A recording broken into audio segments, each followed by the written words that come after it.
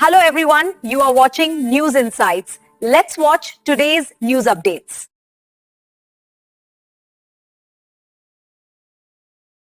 ಹೆಣ್ಮಕ್ಳು ಯಾಕೆ ಕಡೆಗಣಿಸ್ತೀರಿ?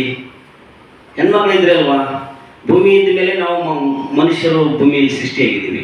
ಒಂದು ಹೆಣ್ಣು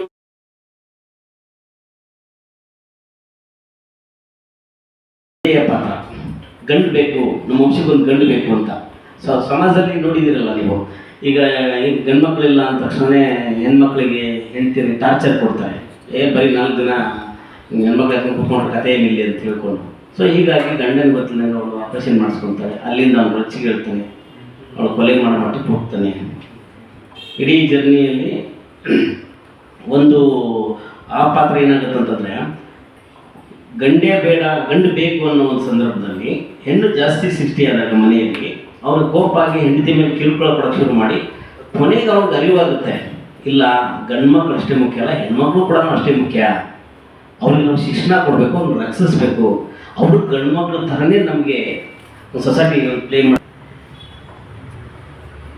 ಮೋಕ್ಷೂರಿ ಸರ್ಗೆ ಸ್ವಲ್ಪ ಹೆಲ್ತ್ ಅವಶ್ಯಕತೆ ಇದೆಯಲ್ಲ, 20 ಬರ್ತೀನಪ್ಪ ಅಂತ ಹೇಳಿದ್ರು.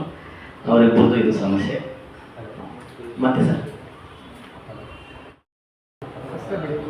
ಹಳ್ಳಿಯಿಂದ ಸಿಟಿಗೆ ಬಂದಾಗ ಎಲ್ಲರೂ ಕೂಡ ಮೆಜೆಸ್ಟಿಕಲ್ಲೆಲ್ಲ ನೋಡ್ತಾ ಇರ್ತೀವಿ ನಾವು. ಒಂದು ಹೆಣ್ಣು ನಿಂತಿದೆ ಅಂದರೆ ಕೆಟ್ಟ ದಿವಸದಿಂದ ನೋಡೋರೇ ಜನ ಜಾಸ್ತಿ. ಹಾಗಾಗಿ ಈ ಮನುಷ್ಯ ಆ ಒಂದು ತಾಯಿ ಪಾತ್ರನ 4 ಜನ ಪುಟಾಣಿ ಮಕ್ಕಳುಗಳನ್ನ ಮನೆಗೆ ಕರ್ಕೊಂಡೋಗಿ ಅವ್ರನ್ನ ಮನೆ ಮಾಡಿ ಇಟ್ಬಿಟ್ಟು